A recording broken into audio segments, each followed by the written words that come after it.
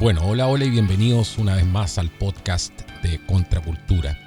En este episodio, que está construido íntegramente a partir de declaraciones, publicaciones también, que están más o menos, para que se hagan una idea, en una fecha entre el 28 de julio y el 19 de agosto del 2026, de lo último que ha pasado en el Congreso norteamericano. Esto, quiero hacer la aclaración, no es una interpretación libre, es un recorrido por lo que hemos ido documentando día tras día con datos, estudios, declaraciones, además oficiales y hechos que están saliendo ahora a la luz sobre la pandemia del coronavirus. Así que pónganse cómodos, porque lo que viene no es cómodo, sino que es necesario. Durante estas últimas 3 semanas hemos asistido a un terremoto institucional. Han habido dimisiones masivas en la OMS, confesiones de culpabilidad, órdenes ejecutivas que reestructuran calendarios de vacunación infantil, tribunales además que obligan a farmacéuticas a informar de efectos adversos, y como si todo esto fuera poco, un antiguo director del NIAID de Estados Unidos que se niega a responder 111 veces ante el Senado. Estamos hablando del doctor Anthony Fauci. Todo esto pasa mientras estudios revisados por pares confirman lo que muchos médicos independientes y muchas voces independientes venían diciendo desde el año 2020, que la mayoría de los casos, entre comillas vamos a decir, PCR, eran falsos positivos, que se experimentó con niños sanos cuya supervivencia natural era, escuchen bien, del 99,999%, y que la narrativa oficial se construyó sobre incertidumbre científica que estaba disfrazada, ¿cierto?, de una certeza absoluta. Esto ha probado no ser desinformación, ha probado no ser una conspiración. Estamos hablando del registro público de lo que está ocurriendo. Así que vamos a empezar por el principio de todo este periodo y de lo increíble que ha pasado en estas últimas semanas. El 28 de julio del 2026, el senador Rand Paul de Estados Unidos publicó más de 1.100 páginas de diarios privados del doctor Anthony Fauci. Estos documentos revelan una discrepancia abismal entre lo que Fauci sabía y lo que nos estaba diciendo en público. A principios del año 2020, la mayoría de los virólogos que consultó consideraban probable un origen artificial del SARS-CoV-2. Pero sin embargo, toda esta narrativa pública que él impulsó descartaba las hipótesis de laboratorio como meras teorías conspirativas. Los diarios también mostraban un profundo desdén hacia el control parlamentario que podía haber y hacia legisladores que eran críticos. Ese mismo día, la primera dama de Florida, Casey DeSantis, en un evento del Florida Cancer Innovation Fund, Casey hablaba de la ivermectina como parte de programas de investigación sobre el cáncer. Ella señaló además el problema económico de la industria. Dijo que no habían incentivos corporativos para poder investigar compuestos cuya patente había expirado, ¿no? Una pastilla, por ejemplo, de ivermectina, para que nos hagamos una idea, puede costar alrededor de 70 céntimos. Florida, con más de $1.000 millones destinados a combatir el cáncer, está financiando estos estudios porque el retorno, entre comillas, que busca es la salud de sus ciudadanos y no el monopolio de una patente. Pero también existen estudios preliminares in vitro y en modelos animales que ya apuntaban a propiedades antitumorales de la ivermectina. Días después, el 30 de julio, la noticia estalla. Anthony Fauci se niega a responder 111 veces las preguntas de los senadores en una audiencia celebrada el 29 de julio. ¿Y qué hizo él? Bueno, invocó la quinta enmienda. Aquí aparece el doctor de Derecho, Ryan Goodman, de la Universidad de Nueva York, que explicó que esta estrategia era contraproducente, ¿no? Porque Fauci, recordemos que contaba con un indulto presidencial que le otorgó Joe Biden al final de su mandato. Así que con este indulto, el riesgo de autoincriminación desaparece. ¿Y por qué es importante entender esto? Porque según la doctrina Brown y Walker del Tribunal Supremo, un testigo que ha sido indultado no puede invocar el privilegio contra la autoincriminación. El silencio ahora en este contexto puede constituir desacato. El 2 y 3 de agosto continúan las revelaciones. Fauci no es intocable. El indulto cubre, para que nos situemos en esto, desde el año 2014, el que le otorgó Joe Biden. Pero la modificación del coronavirus para atacar pulmones humanos se remonta al 2002. ¿Por qué? Porque había una subvención que tiene un nombre, ¿no? Tiene un código, la U19AI-107810, que conectaba el laboratorio de Ralph Baric en Carolina del Norte con el Instituto de Virología de Wuhan ya el 2009. ¿Por qué pasó esto? Porque habían cancelado los fondos para la ganancia de función. ¿Y qué fue lo que hicieron ahí? Bueno, Fauci trasladó este estudio de ganancia de función porque ya no lo podían hacer directamente en Estados Unidos porque había una supervisión, un oversight, y además les cancelaron los fondos. Entonces lo trasladaron al Instituto de Virología de Wuhan. Esto fue en el año 2009, por eso es importante la fecha. Bien, bajo las secciones 802 y la 2339 de la ley Patriot, la ley patriota, ¿cierto?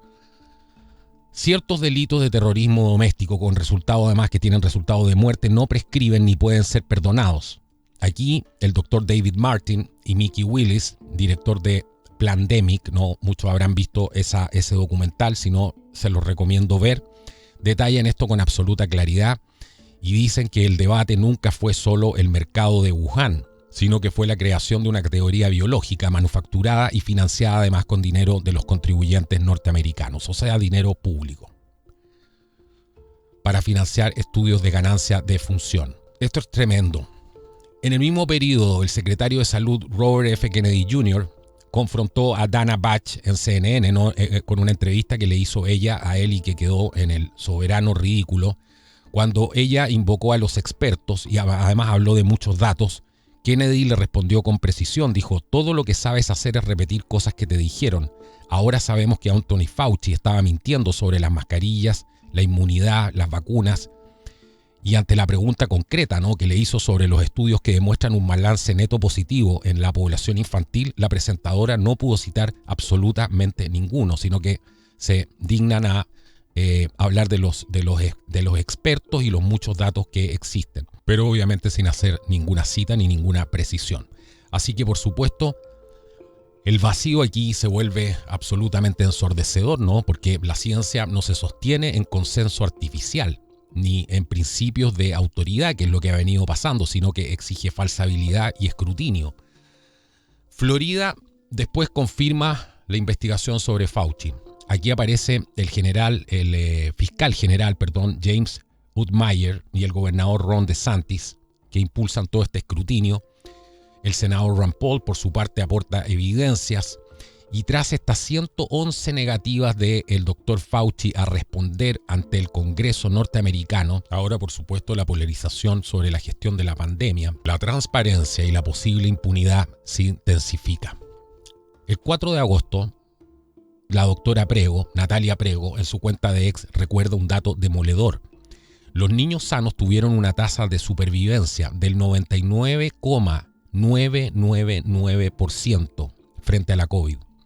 Aún así, se administró una intervención experimental a 30 millones de niños. 6 millones recibieron dosis de refuerzo sin pruebas concluyentes. Las grandes farmacéuticas se embolsaron, escuchen bien, cerca de 90.000 millones de dólares. 90.000 millones de dólares. Los niños fueron utilizados como moneda de cambio en un juego económico y político. Esto es absolutamente inaceptable. Ese mismo día aparece otro mensaje contundente: el fin de la investigación de ganancia de función, que por su sigla en inglés se conoce como la GOF, que en Estados Unidos expone una realidad, ¿no? El SARS-CoV-2 fue ingeniería de laboratorio. La plataforma de ARNM transformó la salud en un mercado cautivo, utilizando además, porque ese era el fin, llegar a la identidad digital como puente hacia las monedas digitales del Banco Central CBDC, y además un modelo global, para terminar, ¿cierto?, en este modelo global de crédito social automatizado al estilo chino. El 5 de agosto, el Tribunal Superior de Oldenburg obliga a BioNTech, escuchen bien, que está asociada a Pfizer, a informar sobre la eficacia y los efectos adversos de su vacuna COVID-19. Esta empresa BioNTech apela, pero es rechazada. Y un estudio del Instituto Paul Ehrlich, con más de 730.000 participantes, apunta a más de 300.000 casos sospechosos de efectos secundarios graves solamente en Alemania. La tasa que detectaron, para hacerse una idea, es aproximadamente una persona por cada 200 vacunados. Esto supera obviamente significativamente todas las estimaciones iniciales de las autoridades y por supuesto el discurso del safe and effective, ¿cierto? Segura y efectiva. El día 6 de agosto se confirma la confiscación del iPhone gubernamental del Dr. Anthony Fauci en el marco de una nueva investigación criminal. El Senado recibe una copia transferida que le da el Departamento de Salud. Aquí entra el subcomité que prepara una posible recomendación de desacato y por separado el FBI investiga orígenes de la pandemia, la financiación, la gestión de la información sobre esta fuga de laboratorio, el lab leak y posibles ocultaciones. Varios estados aquí, Luisiana, Alabama, Florida, están anunciando investigaciones propias.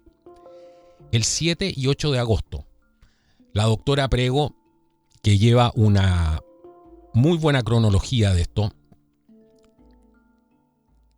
vuelve sobre los diarios de Fauci. A finales del 2020, mientras el discurso público presentaba las vacunas como solución definitiva, los diarios privados revelaban preocupaciones internas que había sobre la eficacia ante variantes emergentes. Científicos cercanos estaban advirtiendo que las mutaciones podían comprometer rápidamente la protección, pero aún así se mantuvo una narrativa de seguridad absoluta que omitía las incertidumbres. Y estas garantías, por supuesto, después sentaron las bases de mandatos con profundas consecuencias.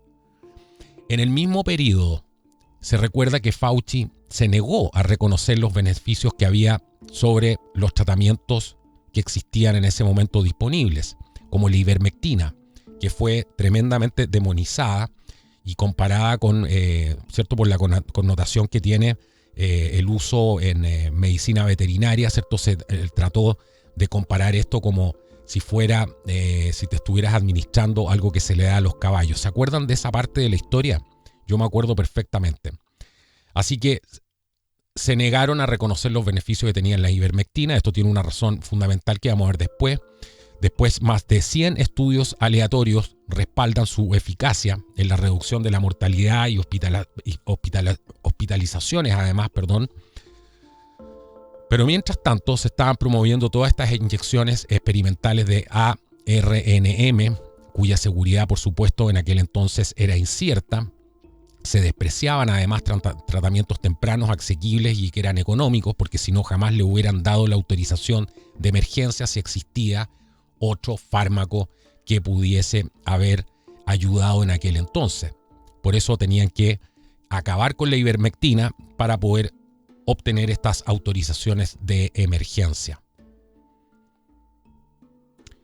Aquí hubo censura, hubo presión, hubo persecución a médicos e investigadores independientes, periodistas, gente que publicaba sus videos e investigaciones en redes sociales.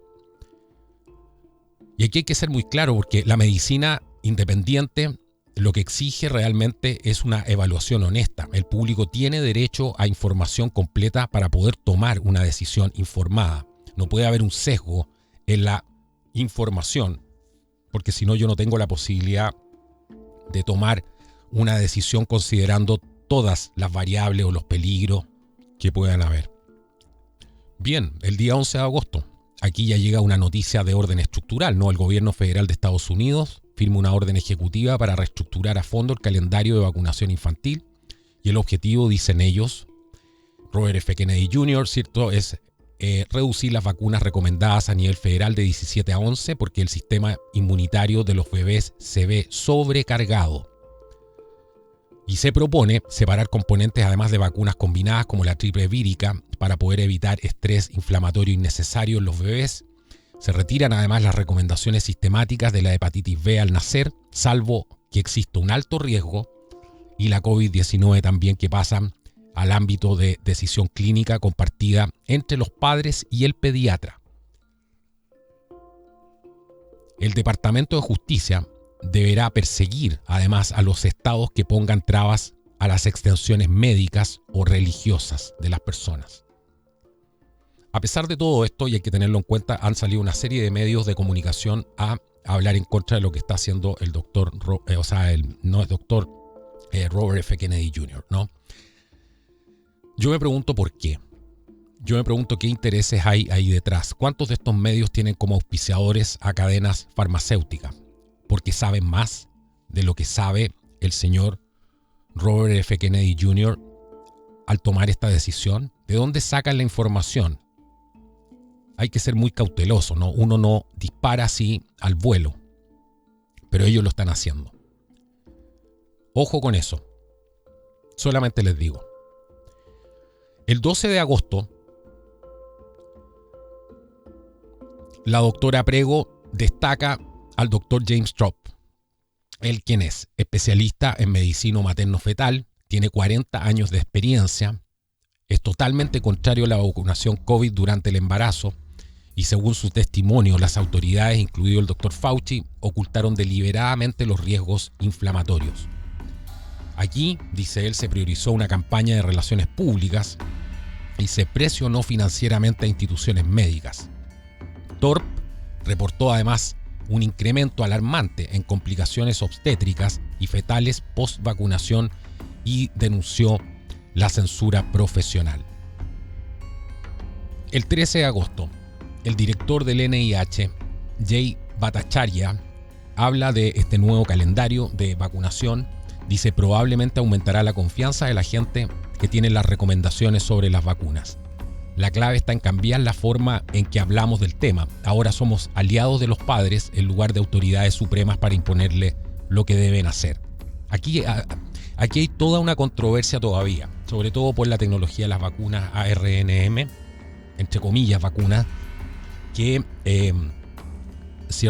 todavía se siguen administrando y también hay nuevas que se quieren sacar, ¿no? Eso hay que tenerlo también en cuenta.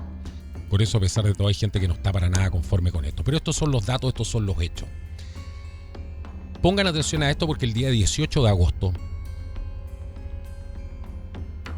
empiezan a replicar, ¿no?, un estudio revisado por pares en Alemania.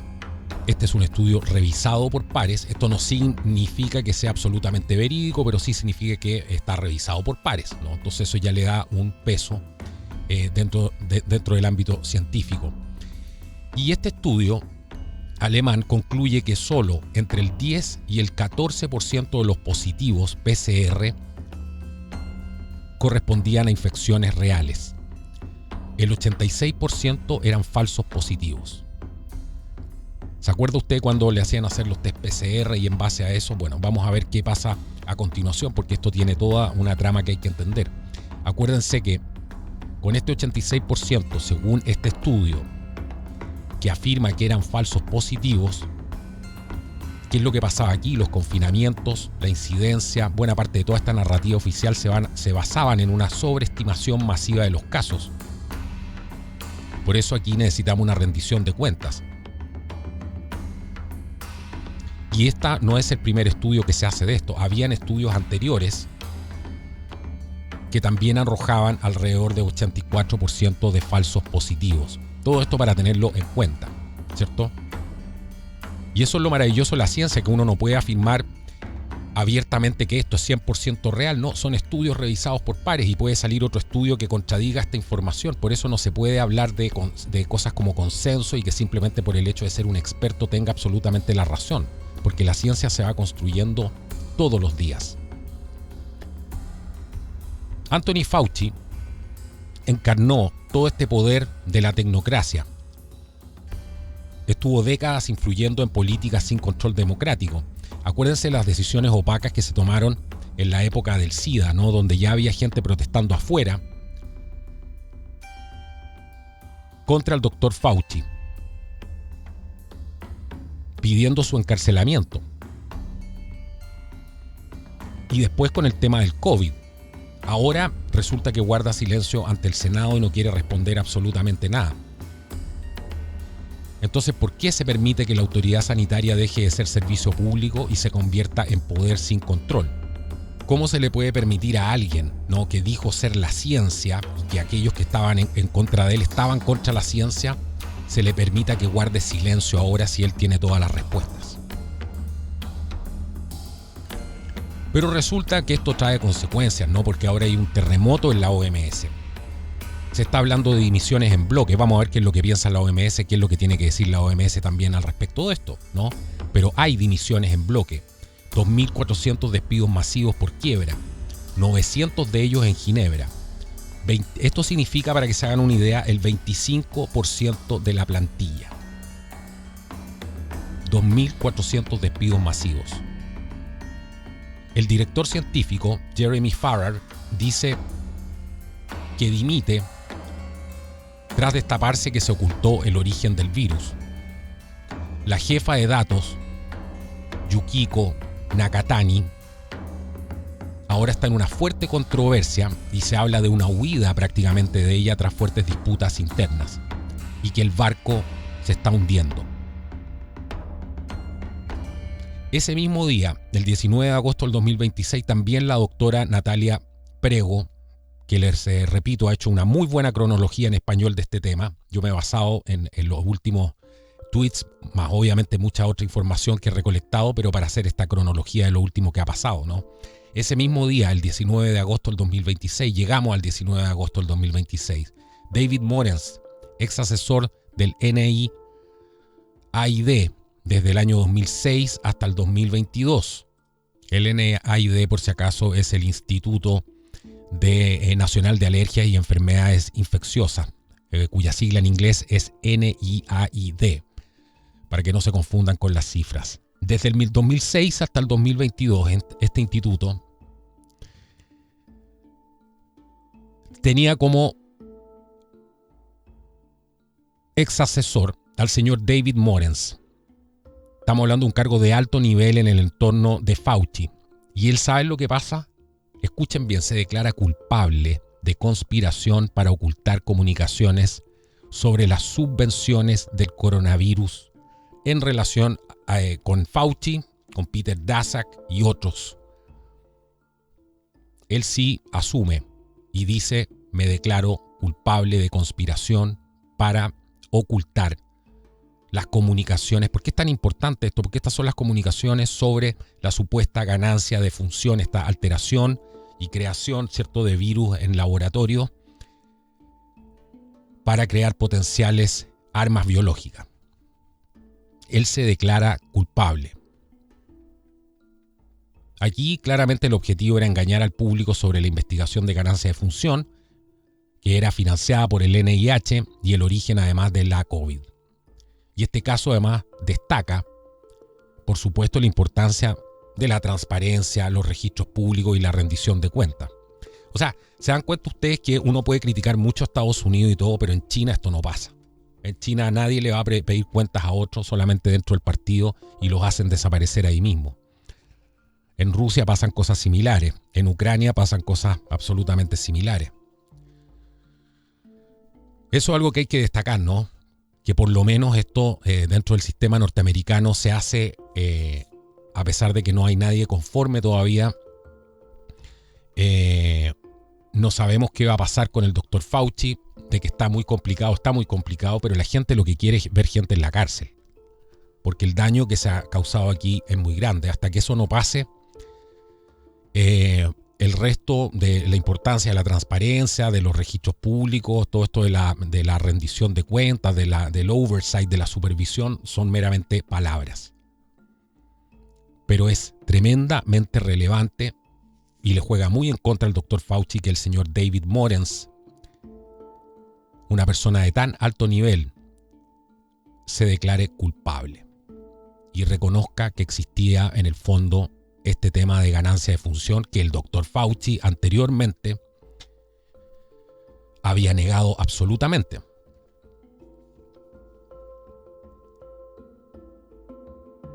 Aquí yo no estoy inventando nada, estoy ordenando y contextualizando una serie de cosas que se han ido publicando desde los diarios de Fauci, las 111 invocaciones a la quinta enmienda del doctor Fauci, órdenes ejecutivas también que reducen, ¿cierto?, este calendario infantil, los tribunales que obligan a informar de efectos adversos, los estudios de falsos positivos que vimos recién de los PCR del 86%. Ahí estaba la pandemia, ¿no? En los falsos positivos. ¿Se acuerdan cómo ponían hay tantos casos, mañana vamos a cerrar tal y tal parte? Hay que salir con el pase de movilidad y todo este tipo de cosas. Esto es absolutamente increíble, ¿no? Es absolutamente increíble.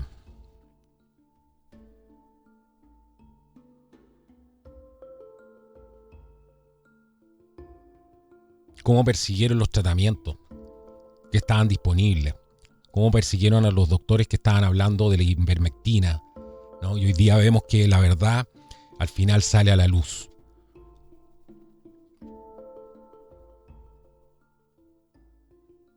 Como producto de esto también la OMS ahora está enfrentando serios problememas.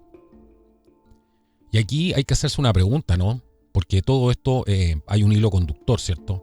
¿Quién rinde cuentas? ¿Y quién va a rendir cuentas cuando la ciencia se está convirtiendo en un dogma? Cuando nos presentan una incertidumbre como una certeza absoluta. ¿Y para qué hablar que el poder sanitario está operando sin control democrático real, ¿no? Ya vamos a ver eso más adelante, por qué es tan alarmante, porque esto nadie habla. Pero aquí estamos claros que la respuesta no puede ser el silencio. Tampoco puede ser la censura. Que no es científico que a uno le digan confía en los expertos, cuando esos mismos expertos ahora se niegan, como el doctor Fauci, a responder 111 veces preguntas que le están haciendo. Si sabe tanto, si es tan experto, ¿por qué no responde? Y mientras otros se declaran culpables de ocultar toda esta información. Así que tenemos realmente esta medicina. Eso es lo que se están cuestionando muchos doctores ahora después de ver todo esto. Gente que está informada, que incluso creyó en esto, pero se están cuestionando si la medicina realmente tiene que volver a hacer ese acto de servicio, ¿cierto? Pero no a la tecnocracia, sino que a las personas. Cómo los padres pueden y deben recuperar el derecho a poder decidir sobre la salud de sus hijos, pero con una información completa. ¿Cómo es posible que se estén demonizando a tratamientos que son absolutamente económicos? Pero claro, porque no generan patentes multimillonarias. Entonces, ¿qué es lo que pasa ahí? Esto tiene que ser investigado hasta las últimas consecuencias. Porque aquí hubo un encubrimiento, además hubo un encubrimiento, pero impresionante. Aquí con cada nuevo documento que aparece, con cada nueva confesión, cada nuevo teléfono que incautan, cada nuevo estudio revisado por pares, ¿qué es lo que hace? Confirma exactamente lo que les dijimos desde el 2020.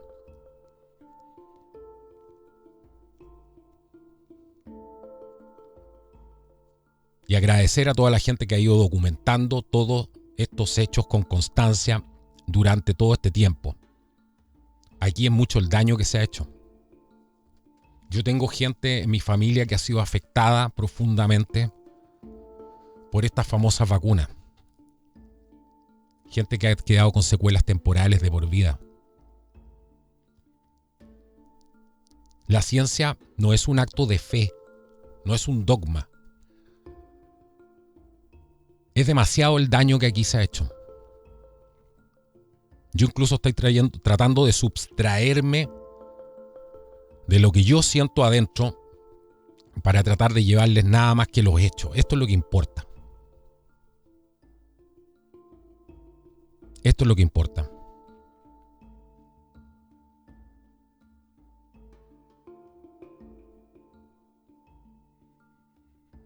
Ahora, mucha gente se preguntará y dirá, bueno, ¿en qué consiste por qué se hablaba de de por qué habían tantos números, ¿cierto?, que alertaban de que esto era tan peligroso. Bueno, y este estudio, el estudio de Ginter sobre las PCR que yo les mencionaba antes, da algunas luces, ¿no?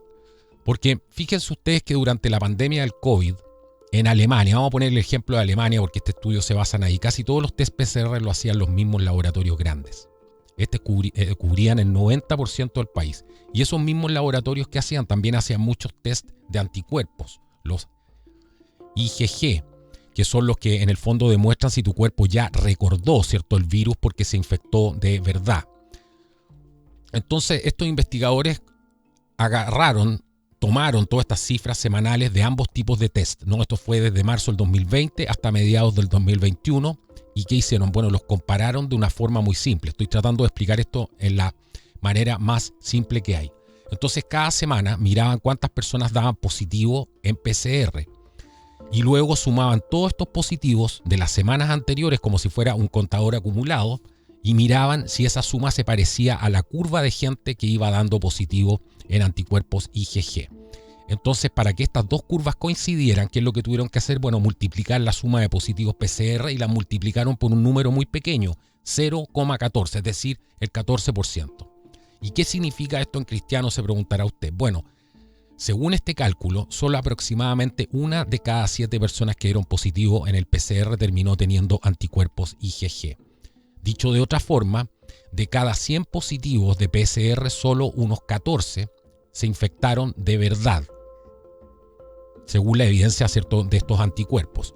Y el resto, de aquí viene el 86%, alrededor del 86% no generó esta respuesta de memoria. Entonces, los autores lo interpretan así. Muchos de estos positivos PCR, entre comillas, detectaban trocitos de material genético de virus o en la nariz o en la garganta, pero esto no necesariamente significaba que el virus hubiera invadido el cuerpo y provocaba una infección real. No quiero entrar en el tema del PCR, que lo vimos durante mucho tiempo, de los ciclos a los que se someten, ¿cierto?, las muestras, porque eso también termina alterando, ¿cierto?, el resultado del material genético que se puede encontrar ahí, ¿cierto? Bueno, ese es otro tema, pero de ahí viene este 86% que hay que revisar y probablemente salga más información, se contraste esto con otros estudios que podrán desmitificar esta información, o a lo mejor los resultados son muy similares porque, les repito, habían estudios antes que también llegaban más o menos a las mismas conclusiones, y aquí podemos ver también por qué esa obsesión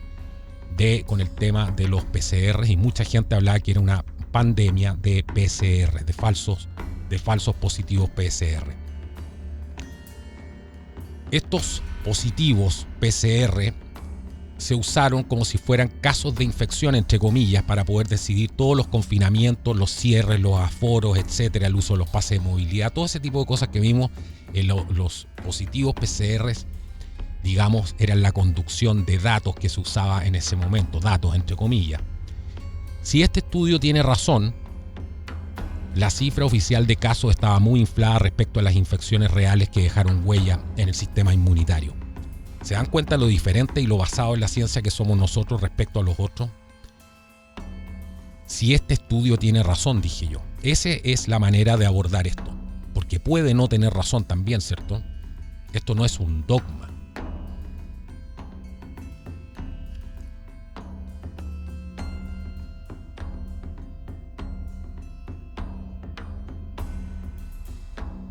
En resumen, el mensaje principal de este estudio es el siguiente: la PCR positiva no era lo mismo que estar infectado de verdad. Según estos datos que nos proporcionan estos alemanes, solamente una pequeña parte de todos estos positivos PCR correspondían realmente a infecciones que dejaron anticuerpos.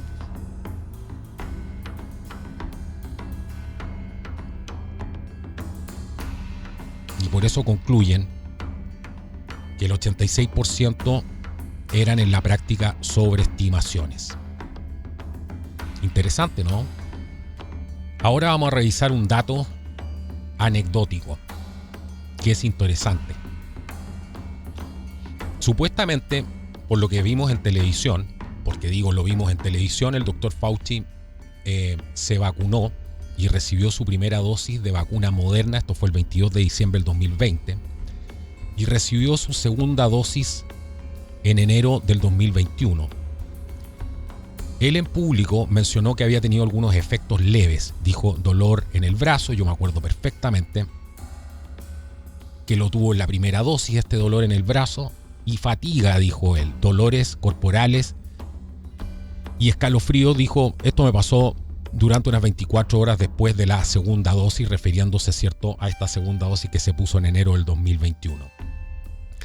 Pero en junio del 2021, o sea, habían pasado unos, ¿cuántos? 5, 6 meses después, según entradas que habían en su diario personal, que fueron liberadas en el año, ahora en el 2026, por el senador Ron Paul, Fauci tuvo un episodio de dolor torácico. Y aquí le hicieron un TAC en el hospital Sibley. Algunos dicen que estuvo incluso en Walter Reed, este hospital que está en Bethesda, que es el hospital naval, que es famoso, ¿cierto? Si ustedes ven algún documental de la muerte de Kennedy, bueno, famoso porque ahí se hizo la autopsia, ¿no?, de Kennedy. Bueno, es un hospital, una cosa, un edificio ya de culto a estas alturas. Y le hicieron este TAC, que esto sí está confirmado, en el hospital Sibley, ¿cierto? Eso es lo que dicen de manera, digamos, oficial, y no fue en Walter Reed, como dicen. Eso lo descartan. Vamos a ver si es así o no. Pero los radiólogos detectaron un infarto pulmonar. Esto es obviamente una muerte del tejido pulmonar por bloqueo de riesgo sanguíneo, normalmente por un coágulo. Entonces también se mencionó una lesión que al principio se temió que fuera cáncer, pero finalmente se consideró que era más probable inflamatoria, y empezó un tratamiento con anticoagulantes, Eliquis, y después posteriormente un seguimiento. ¿Ven cómo van apareciendo una cantidad de cosas bajo la superficie de las que no teníamos idea? ¿Tuvo también reacciones adversas Fauci y lo ocultó? ¿Qué es lo que opina Robert F. Kennedy Jr. y otros críticos que dicen que Fauci lo ocultó mientras públicamente minimizaba los efectos adversos de las vacunas, y que el infarto pulmonar es está citado además como un efecto adverso conocido, aunque el CDC no lo lista como efecto común de las vacunas mRNA? Eso es importante aclararlo, ¿no? Como se darán cuenta, esto es absolutamente demoledor. Vacunas mRNA. Parece que anteriormente dije ARMN, no sé, ahí me cometí un error, pero no estoy seguro, así que lo digo a modo de aclaración.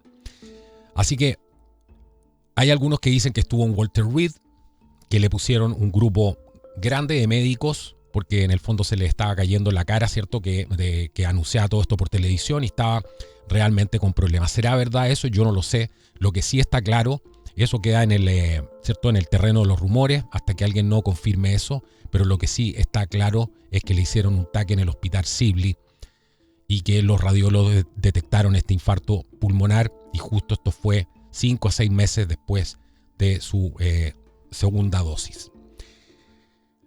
Todo esto ha sido una controversia, ¿no? Esto es realmente un escándalo. Y dentro de todas estas controversias más intensas y duraderos, tenemos una cronología aquí de hechos clave que he juntado para ustedes.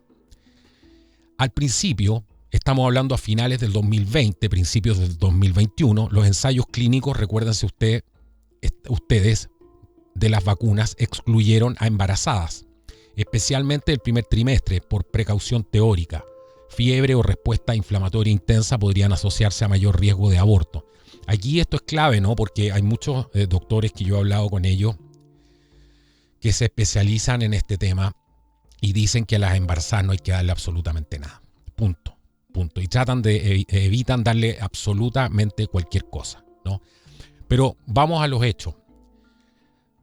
En enero del 2021, o sea, a principios del 2021, como les mencionaba antes, aparecen unos textos privados del Dr. Fauci. Pongan atención a esto. Fueron liberados ahora hace unas semanas por los senadores Ron Paul y Ron Johnson. ¿Y qué muestran estos textos?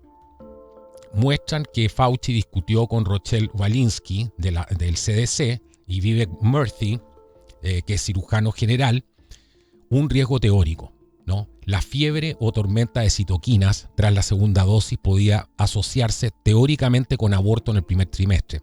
Y también aquí se mencionó que los estudios iniciales evitaban el primer trimestre justamente por ese motivo. Así que públicamente Fauci y las autoridades decían que no había banderas rojas, entre comillas, ¿cierto?, en los datos disponibles.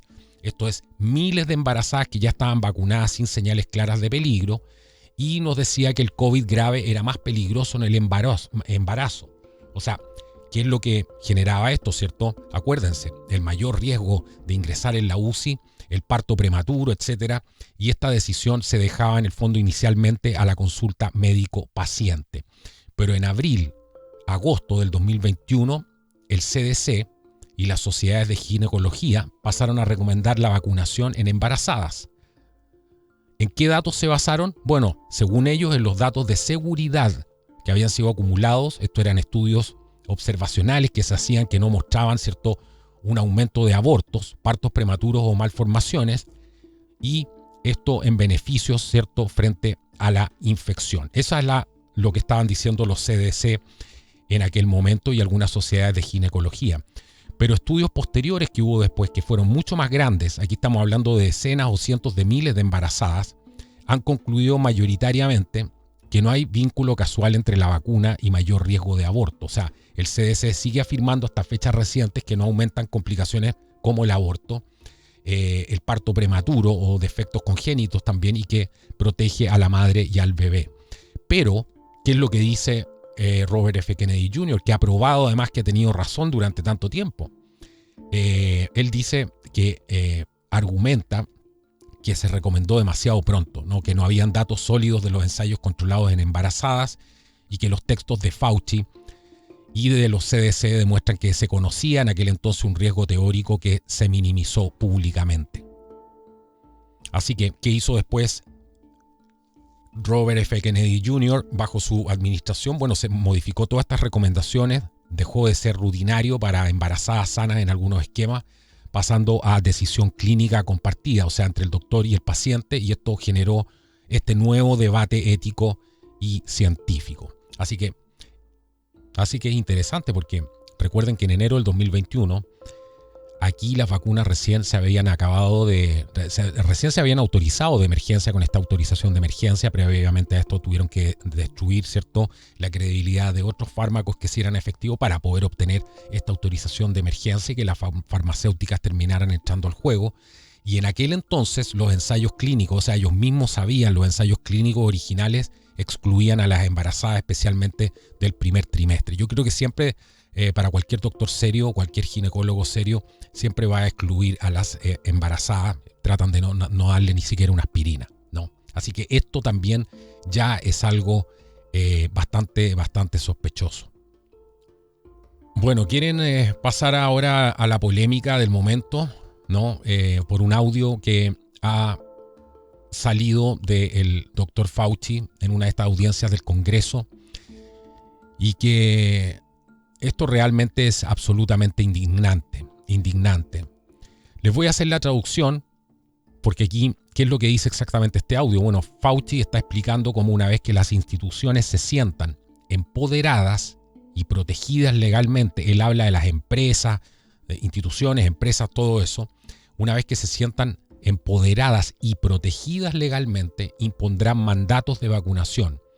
Y parte del fragmento más citado de este audio es este. Escuchen atentamente. Voy a hacer la traducción aproximada, ¿no? Dice: y se ha demostrado que cuando se les hace la vida difícil a las personas, abandonan su mierda ideológica y se vacunan. Así pensaba Fauci. Este es el verdadero doctor Fauci. Y se ha demostrado que cuando se les hace la vida difícil a las personas, cuando las empresas tengan mandato, él lo dice, aquí no está completo, ¿cierto? Cuando ya los quiero ver, en el fondo dice él, ahí van a abandonar toda su mierda ideológica y se van a vacunar. Esto es textual, ¿no? Lo de mierda ideológica, por eso lo cito como es. Esto, por supuesto, es una evidencia absoluta de que Fauci apoyaba y justificaba toda esta estrategia de coacción, porque aquí no se trataba solamente de recomendar la vacuna, se trataba de usar el poder de las escuelas, de las universidades, de las empresas, para hacerle la vida prácticamente imposible a los no vacunados, impedir a la gente estudiar, movilizarse, trabajar, viajar, etcétera, hasta que se dieran. Y es por eso que ellos después te dicen abiertamente que ellos no ejercieron ninguna presión y no obligaron a nadie. ¿No te parece raro esto?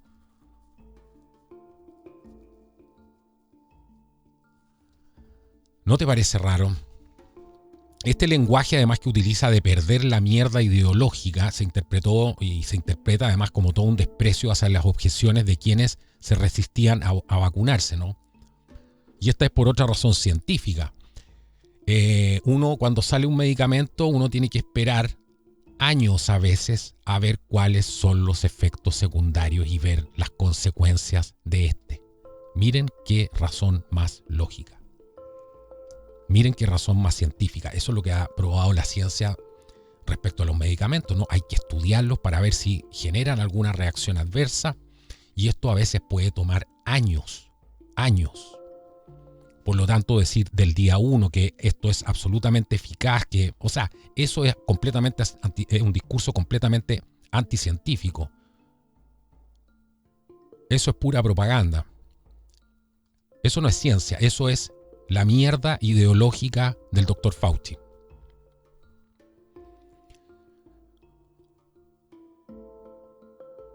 Ahora él dice que, por supuesto, esto de mierda ideológica no era a lo que él se refería, ¿no?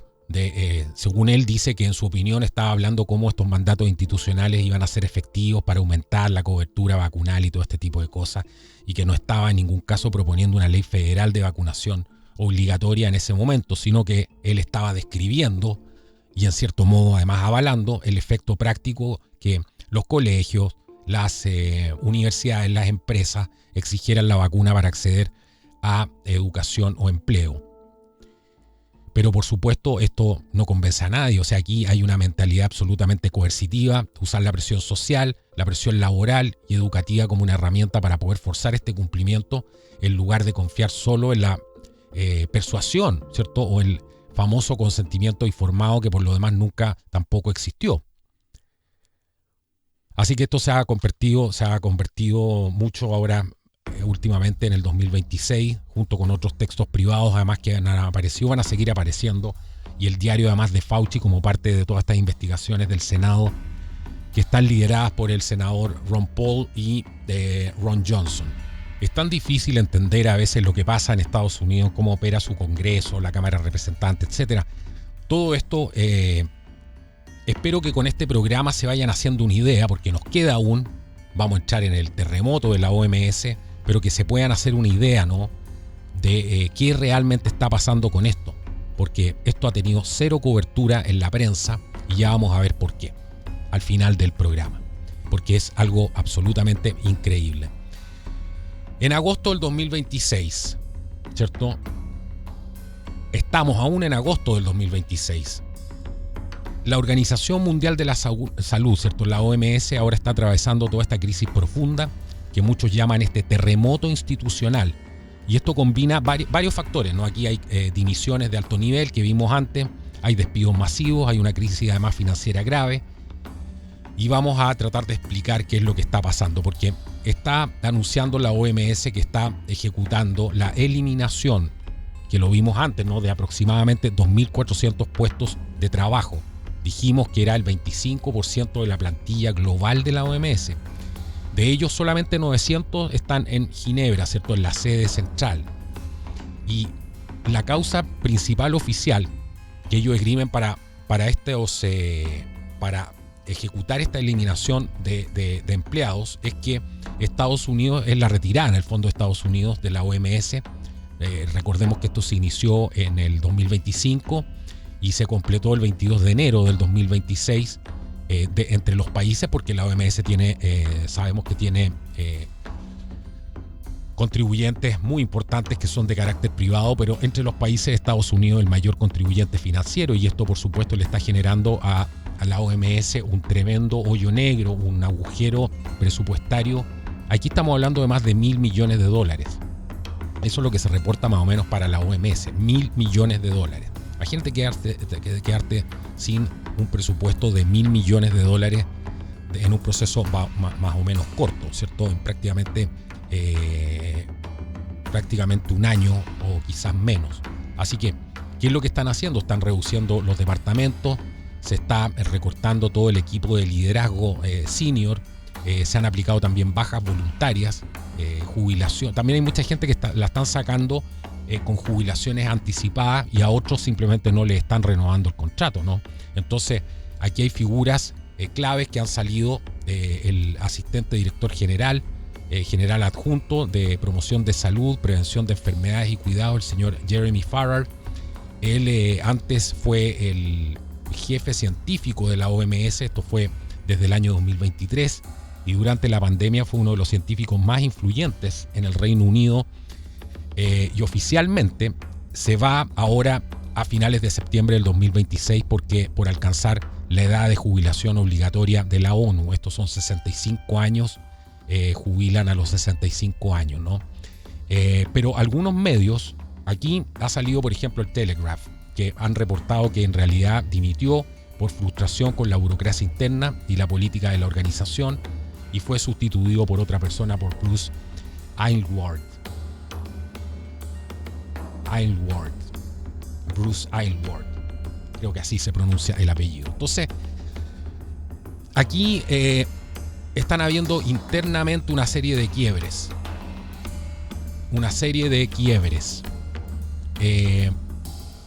Algunos estarán abandonando el barco simplemente, algunos tendrán miedo de lo que viene adelante si esto sigue escalando. Esperemos que no se corte el hilo por lo más delgado o que no le pase algo al doctor Fauci, ¿no? Antes de ir a testificar o ese tipo de cosas por el estilo. Que ya estamos acostumbrados a ver esas lamentables escenas y finalmente las cosas no terminan en nada.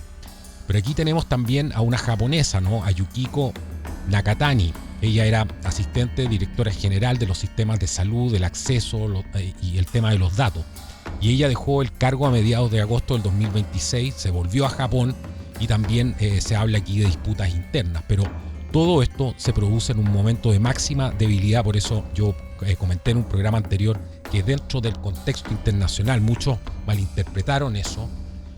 Yo quería una conducción de las Naciones Unidas por alguien débil, ¿no? Con alguien con poca credibilidad. Por eso mencioné a Michelle Bachelet, porque esto sería dentro del contexto internacional. A eso me refiero. Ella tiene muchos anticuerpos a nivel internacional y esto podría, y por algo a ella tampoco la eligen, porque ellos saben que necesitan a alguien que dé más credibilidad, que sea una figura un poco más fuerte, ¿cierto? Todo en este contexto de máxima debilidad en este momento de esta organización.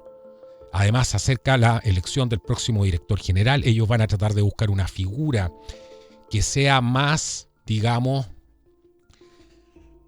con un lenguaje más amoroso, ¿no? Que pueda llegar más a apelar a esta cosa emocional, ¿no? Bachelet no tiene eso en ningún caso, no tiene ese carisma, siempre fue malinterpretado, ¿no? La gente ya ni siquiera sabe lo que es carisma, así que hasta una persona como Bachelet la pueden encontrar carismática.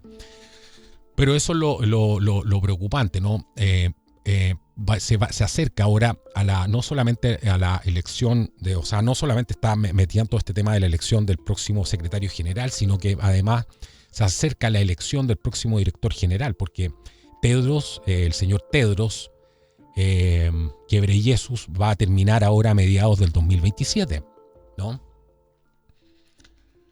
Entonces aquí donde hay una interpretación crítica en base a todos estos descubrimientos del Senado norteamericano, la pregunta es, ¿tendrán que ver, cierto, con este terremoto que está viviendo las Naciones Unidas, especialmente la OMS, no solamente las Naciones Unidas, sino que la OMS en este caso, que propagó todas estas directrices y resultaron ser todas absolutamente, iban contra la ciencia y fueron absolutamente causantes de mucho más daño? Así que estas investigaciones que ha hecho el Senado norteamericano a través de Ron Paul y Ron Johnson, ¿qué es lo que han hecho? Bueno, han liberado estos diarios de Fauci, los textos privados, los correos, documentos además que cuestionan la gestión de la pandemia y el origen del virus, esta hipótesis de laboratorio y el papel, por supuesto, de la OMS y de científicos que han estado vinculadas a ella. Entonces, Fauci está metido con Jeremy Farrar, que participó con él en las primeras conversaciones del año 2020, y otros también sobre el origen del SARS-CoV-2. Aquí está el famoso hilo de emails y la llamada, ¿no?, en que se discutió la posibilidad de ingeniería genética, ¿no? Así que todas estas revelaciones del Senado, por supuesto, no les quepa la menor duda que aumentan la presión sobre esta deteriorada organización, que es la Organización Mundial de la Salud, y están erosionando absolutamente su credibilidad y acelerando además esta crisis de financiamiento que ahora se justifica porque Estados Unidos va a decir, la administración de Trump va a decir con toda razón, miren, ¿para qué le estábamos pasando plata si el tipo de decisiones que tomaron eran absolutamente anticientíficas, eran basadas, eran razones ideológicas y para beneficiar ciertos grupos económicos, ¿no? Y ahí es donde vienen estas dimisiones internas y según esta visión, ¿qué es lo que estamos viendo? Que el barco se está hundiendo.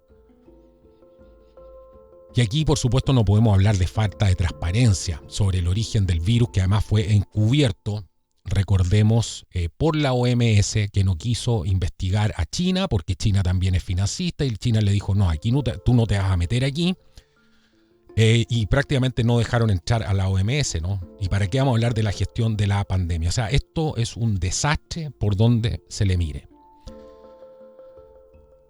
Entonces, ellos están sufriendo aquí el mayor, escuchen, esto es el mayor recorte personal de personal de la historia.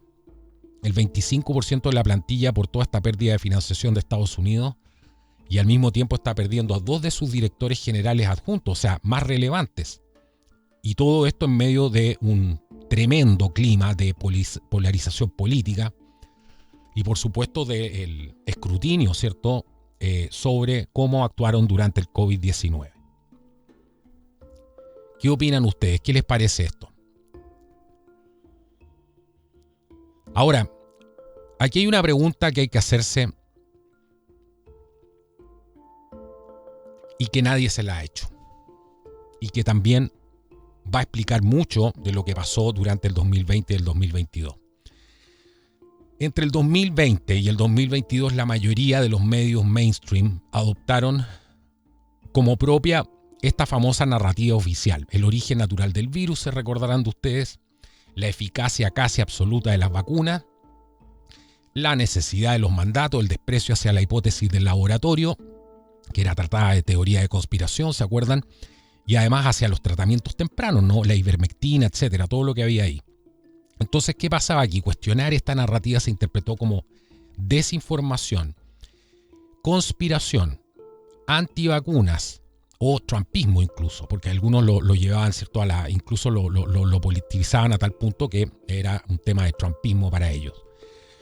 Así que aquí hay que entender que aquí hay tanto capital reputacional, ¿cierto?, de las compañías, de los diarios, de los medios, etcétera, de políticos acá, tanto capital reputacional en defender esa línea que ahora, por supuesto, resulta absolutamente costoso poder reconocer estos errores graves.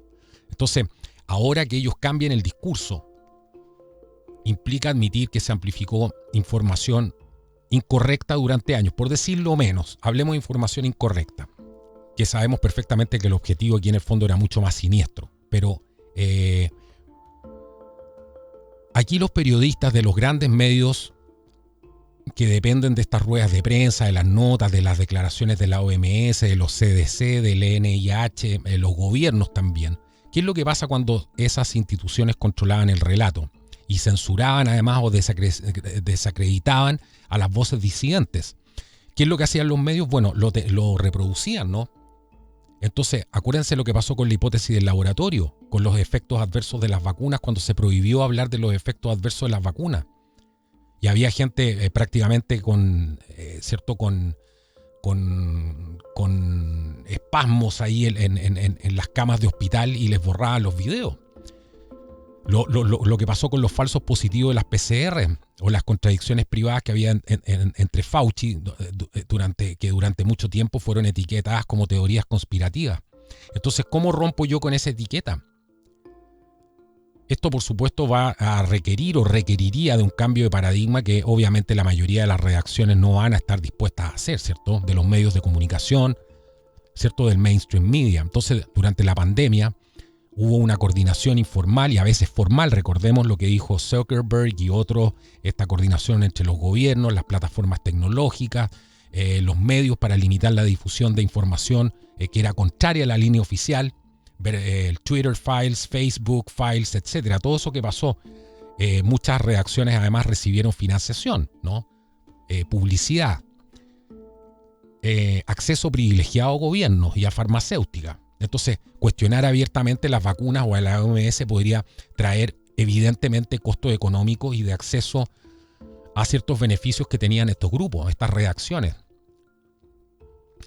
Sumémosle esto los entornos de polarización extrema, o sea, criticar a Fauci, recordémoslo, era ir en contra de la ciencia. Criticar a la OMS se leía como, no, si tú nos criticas vas a poner en peligro las vidas de las personas, o le vas a hacer el juego a la extrema derecha. Entonces aquí los periodistas, como cualquier otro grupo humano, ¿no?, tienden a rodearse de personas que piensan igual, ¿no? Y en las redacciones de los grandes medios de comunicación de consenso, esto era muy fuerte. O sea, salirse de esto te podía costar el puesto, la censura, el prestigio, el acceso a fuentes. Y muchos periodistas que sí cuestionaron aspectos de la narrativa en privado, ¿no?, tuvieron problemas y se quedaron callados y siguieron con la narrativa. Y otros muchos periodistas que sí también cuestionaron los aspectos de la narrativa, o sea, el origen del virus, el tema de los mandatos, del distanciamiento social, de la seguridad de las vacunas en ciertos grupos. ¿Qué pasó? Bueno, fueron marginados, censurados y atacados públicamente, ridiculizados. Entonces ahora que empiezan a salir, entre el 2023 y el 2026, empiezan a salir los documentos, los diarios de Fauci, los textos privados, los estudios como el de Gunther, las dimensiones de la OMS, confesiones, ¿cierto?, de culpabilidad de algunos. Aquí no se le está dando cobertura a esto. Los principales medios de comunicación no le están dando cobertura. Y si le están dando es de forma completamente con framing, minimizada, parcializada, porque ahora reconocerlo sería admitir un fallo sistémico de años y que ha costado una cantidad de vidas impresionante, que todavía ni siquiera las podemos medir. Estos son los mismos medios que amplificaron la narrativa oficial, pero que ahora no tienen incentivos, y ese es el punto para poder destacarlo. Esto ya no es un titular, no vende. ¿Quién les va a pagar? ¿Las farmacéuticas por poner que se equivocaron? ¿Los gobiernos, los políticos, etcétera? Y la audiencia, además, que tienen estos medios, ya como ya está polarizada, muchos lectores ni siquiera quieren oírlo.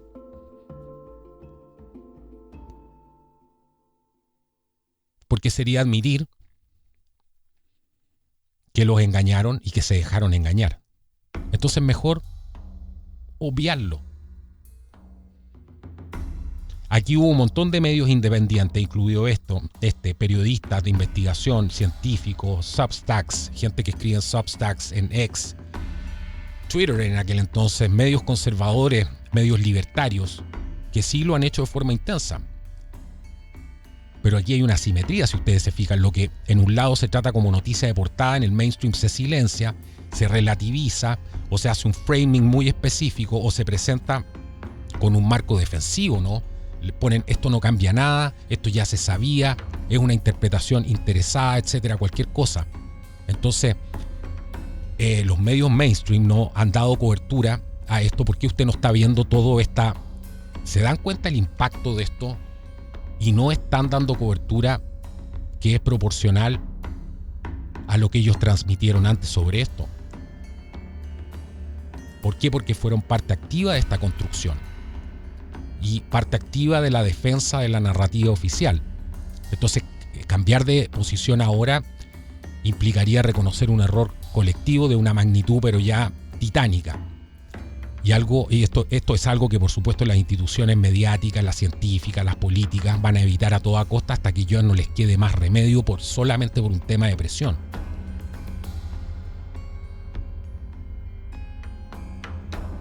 Y piensen ustedes incluso en una cosa para ser sumamente justo.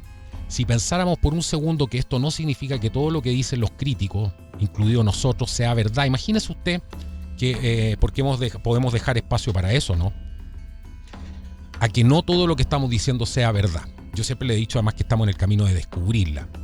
Pero imagínense que no todo lo que estamos diciendo sea verdad, ni que todo lo que dijeron Fauci, la OMS y todas estas otras instituciones fuera mentira. Pero ¿qué es lo que pasa? Esto expone algo mucho mayor porque significa que el sistema mediático completo, tradicional, el mainstream completo, falló en su función de escrutinio cuando más se le necesitaba. Cuando más se le necesitaba. Entonces aquí se produjo un fenómeno extraordinario. Millones de personas que no eran médicos, políticos, periodistas, futbolistas, actores, influencers, presentadores de televisión, charlatanes, alcaldes, comentaristas, presidentes, se convirtieron de la noche a la mañana en autoridades sanitarias, entre comillas. ¿Y qué hacían ellos? Recomendaban y en muchos casos además exigían un único tratamiento para la gente. ¿Cuál era este tratamiento? La vacuna. O encerrarse, o no ir a ver a la abuelita, etc. Pero mientras tanto, había médicos que sí tienen título, que cuestionaban esta narrativa única y que además estaban proponiendo tratamientos tempranos, desarrollando protocolos alternativos. ¿Pero qué les pasó a ellos? Fueron investigados, fueron suspendidos, fueron censurados, fueron perseguidos, fueron sancionados, fueron amenazados con que les iban a quitar sus licencias. Pregúntese usted en qué estábamos que fue posible esa asimetría tan brutal. Ah, claro, la urgencia sanitaria era la justificación legal y mediática, claro, porque los gobiernos declararon estados de emergencia o alarma. ¿Y qué permitió esto? Bueno, suspendieron y flexibilizaron las normas habituales, convirtieron las recomendaciones de organismos como la OMS, la CDC, las agencias nacionales en la verdad oficial y absoluta. Y le dieron cobertura política además, imagínense en esto, por eso esto lo repetían, le dieron cobertura política a cualquiera que repitiera el mensaje oficial, incluso si era derecha o izquierda no les importaba. Entonces cuando un político o un periodista decía vacúnense todos, no se le exigía el título médico. Cuando un futbolista decía vacúnense todos, no se le exigía un título médico porque se consideraba que estaba transmitiendo una directriz de salud pública, no ejerciendo la medicina. ¿Se dan cuenta de lo que hizo esto aquí?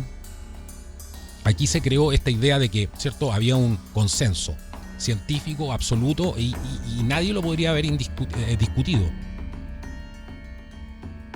Se le olvidó incluso dentro de ese delirio que los humanos erramos, entonces hay que tener incluso ese espacio, pero no, aquí había un consenso absoluto, indiscutible. Cualquier persona que repitiera ese consenso, además, políticos, famosos, futbolistas, periodistas, influencers, candidato a presidente, era presentado como un aliado de la ciencia, y cualquier persona que lo cuestionara, incluso si era médico con décadas de experiencia, era etiquetado de teórico de conspiración, de negacionista, de antivacuna o incluso un peligro público.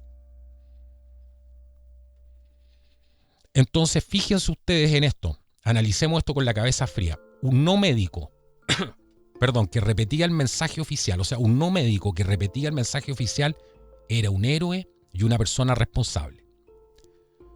Y un médico que tenía un mensaje disidente era una amenaza que hay que sancionar. Pongamos las cosas en perspectiva, pensémoslas con la cabeza fría.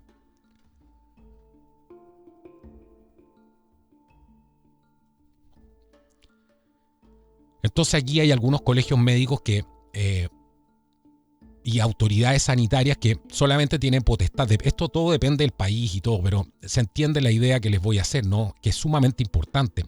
Que hay algunos colegios médicos y autoridades sanitarias que solo tienen potestad sancionadora sobre profesionales que están colegiados. Entonces un futbolista, un periodista, un charlatán, un político no está sujeto a este tipo de normas de código deontológico médico, sino que por eso podían recomendar tratamientos sin miedo a perder la licencia, porque no tenían ninguna. En cambio, un médico que exploraba otros tratamientos, un médico que trabajaba en otros protocolos, un médico que recomendaba ivermectina, hidroxicloroquina o simplemente pedía más estudios sobre las vacunas sí podía ser investigado porque sí estaba ejerciendo la medicina. Entonces los grandes medios y las redes sociales, especialmente entre el 2020 y 2022, amplificaron masivamente a quienes repetían todo este mensaje oficial y censuraron o silenciaron a quienes lo cuestionaban. Entonces esto generó esta sensación de que todo el mundo, entre comillas, todo el mundo, incluyendo famosos, influencers, estaba de acuerdo con esto y la presión social hacía completamente el resto. Por eso nosotros nos sentíamos, si usted sintió lo mismo que yo, nos sentíamos en un mundo donde el 80% de la gente había perdido la razón. Esa era la sensación, ¿no? Incluso se instaló el mensaje de un solo tratamiento para todos. Se impuso esta idea de que la vacuna era la solución casi universal para todos los problemas, minimizando que cada organismo reacciona de forma distinta. Es clave en la ciencia, en la medicina, que además existen grupos de riesgo que son muy diferentes. Pues hay niños sanos, depende de la tasa de mortalidad de los niños, ya la vimos, 99,999 versus ancianos con comorbidades, etc. Hay grupos de riesgo distintos. Y que había algo que era sumamente sensato y cualquier ser humano, digamos, alerta con su sistema funcionando, hubiera pensado en la incertidumbre real sobre los efectos que iba a haber con esto a mediano y a largo plazo. Entonces cualquiera que repitiera esta frase de vacúnense todos, que es segura, que es eficaz, era aplaudido. Quien decía depende de cada caso o hay que individualizar, atacado completamente. Entonces, repetir este mensaje oficial, crearon todo un sistema, ¿no?, de incentivos invertidos, porque repetir el mensaje oficial era prestigio, era visibilidad, era cero riesgo profesional, era aparecer en la televisión. Pero cuestionarlo, incluso si eres médico, censura, sanción, amenazas, destrucción de carrera. Los no médicos pudieron jugar a ser doctores, sin ningún tipo de consecuencia, precisamente porque no lo eran. Y los médicos que se salieron del guión oficial fueron los únicos a los que sí se les aplicó el código deontológico, pero por supuesto de forma selectiva. Y esto en el fondo lo que pasó. Si tú sin ser médico recomiendas a una persona, a un grupo de personas que tome un tratamiento médico concreto o un medicamento específico, si yo hago un video aquí de YouTube diciéndole a la gente que tome un medicamento específico, las consecuencias obviamente van a depender de varios factores, el país además donde ocurra, el tipo de recomendación que estoy haciendo. Pero si hay daño aquí y se puede demostrar que uno actuó como si fuera un profesional sanitario, ¿qué suele pasar en la práctica? En países como España, si uno hace esto de forma pública, repetida,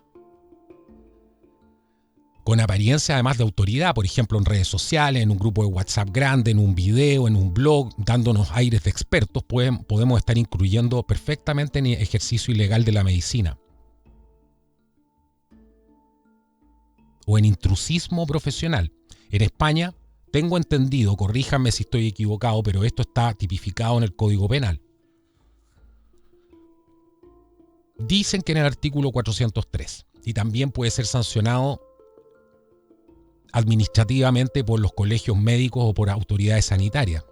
Yo podría tener consecuencias aquí, podría tener multas económicas, podría tener orden en el cese de mi actividad profesional que estoy desarrollando, ¿cierto? Acuérdense que no soy médico, pero en casos graves, imagínense que se genera un riesgo claro. En casos graves podría haber una responsabilidad penal. Especialmente si yo recibía además dinero para promocionar eso, donde hay lucro.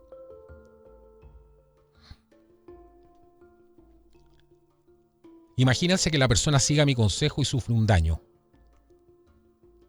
Uno se puede enfrentar a una demanda civil por daño y perjuicio. La persona o la familia de esta te puede demandar responsabilidad penal si se considera una imprudencia grave o si se demuestra simplemente que actuaste con dolo, con intención. En algunos países incluso hay cargos por lesiones por imprudencia. Esto era en lo que estábamos en ese momento, en lo que cayó mucha gente, que muchos de ellos ahora están despertando, gracias a Dios. Hay mucha gente que está arrepentida. Más arrepentidos incluso están los que han tenido problemas graves de efectos adversos. Entonces aquí, durante la pandemia, se produjo exactamente una situación inversa a la normal. Los no médicos, los políticos, los periodistas, los famosos, los chantas, los influencers recomendaron masivamente un tratamiento concreto, en este caso la vacuna, con total impunidad y además con apoyo institucional. Y los médicos que recomendaban otros tratamientos o que estaban trabajando en otros protocolos o que cuestionaban, ¿cierto?, lo que bajaba oficialmente, sí fueron investigados y sancionados. Y esto ha sido una excepción histórica que se basaba en claro, había emergencia sanitaria, entonces en condiciones normales, porque así lo justificaban, en condiciones normales el sistema legal sí puede sancionar a un no médico que está recomendando tratamientos específicos, pero como aquí había una emergencia sanitaria, entonces después las Naciones Unidas la OMS quiere este poder, ¿cierto?, para declarar pandemia y emergencias sanitarias cuando se les dé la gana. Y usted va a aceptar eso, porque con la excusa, estamos viendo aquí, con la excusa de emergencia sanitaria, a cualquiera se convierte en doctor sin tener que pasar por la universidad.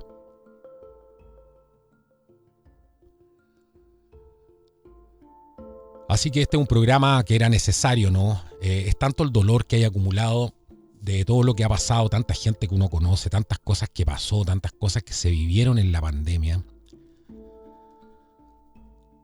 Nos han hecho ahora recorrer todo este camino durante años, ¿no? Que se ha intentado, información que se ha intentado silenciar, ridiculizar, minimizar, etiquetar como desinformación, teoría de conspiración, lo que sea. Pero aquí hay una serie de cosas claras, ¿no? Hay una serie de cosas claras.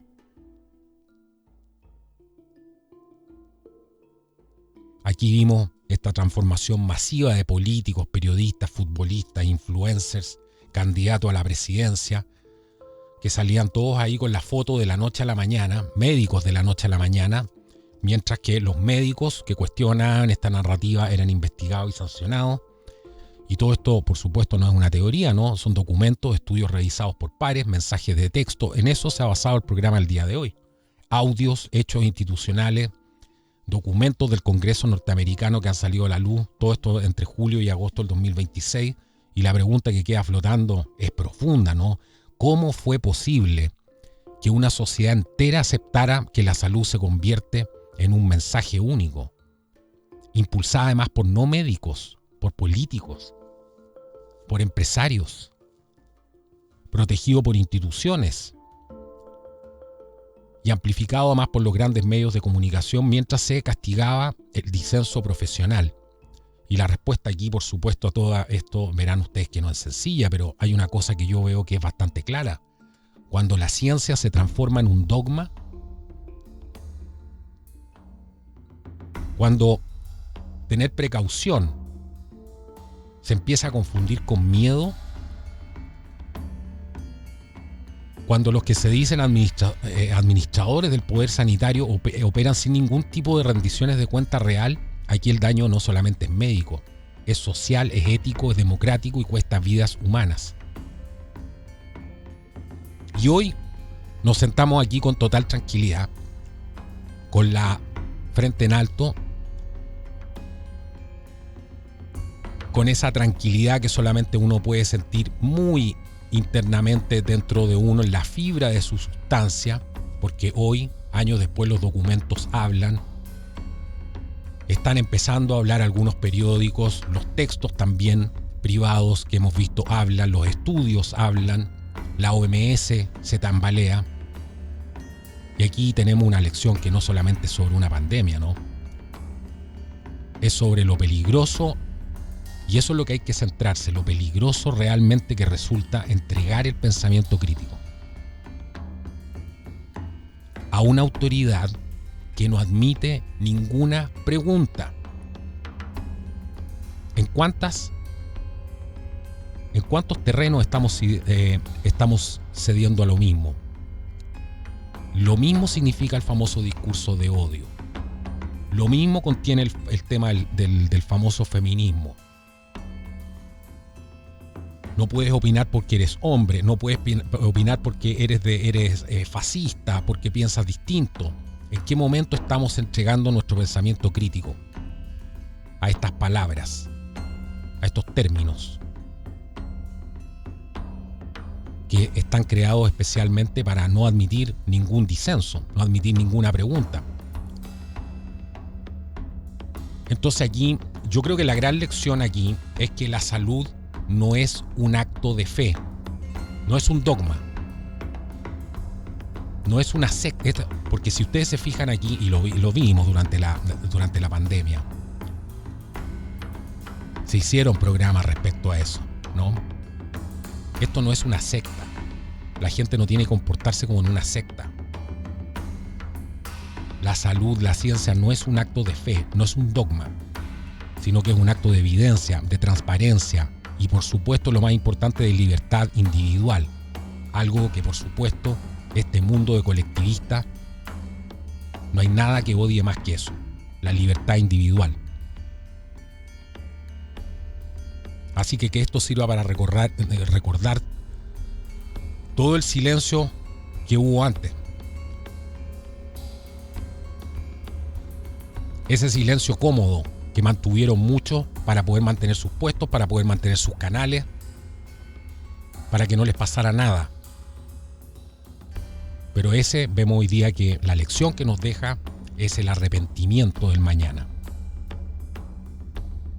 Así que gracias por estar aquí en este programa. Si nos quieres apoyar, abajo en la descripción del programa, si valoras realmente este trabajo, permítenos seguir existiendo, permítenos seguir siendo tu voz. Hemos demostrado que teníamos razón. En el primer comentario fijado vas a poder ver la manera de hacerlo, sumamente simple, que nos apoye económicamente a través de Flow, a través de me puedes invitar un café. Flow es exclusivamente para Chile. Si quieres donar en pesos chilenos a través de cuenta RUT, cuenta bancaria, lo que sea, absolutamente fácil, rápido y seguro. También me puedes invitar un café en Buy Me a Coffee. Y también te puedes suscribir hoy si quieres más material como este, exclusivo. Si quieres ver videos detrás de las escenas, qué mejor que apoyarnos y seguir amplificando este mensaje. ¿Dónde? A través de www.contraculturatv.com. Entra ahora, disfruta de todos los programas de Contracultura antes que nadie, sin comerciales, sin ningún tipo de interrupción. La radio es algo más útil que nunca. No te robamos tu vista. Tú puedes simplemente escuchar y no tienes que estar pegada o pegado a la pantalla, que es algo que molesta tanto ahora, y los ojos lo agradecen. Así que entra ahora en www.contraculturatv.com, disfruta de todos los programas, videos de Contracultura sin comerciales, sin interrupciones, y te haces parte de esta comunidad que la hemos construido entre todos. Nos vemos en el próximo programa, que Dios los bendiga y que sea hasta la próxima. Chao, chao.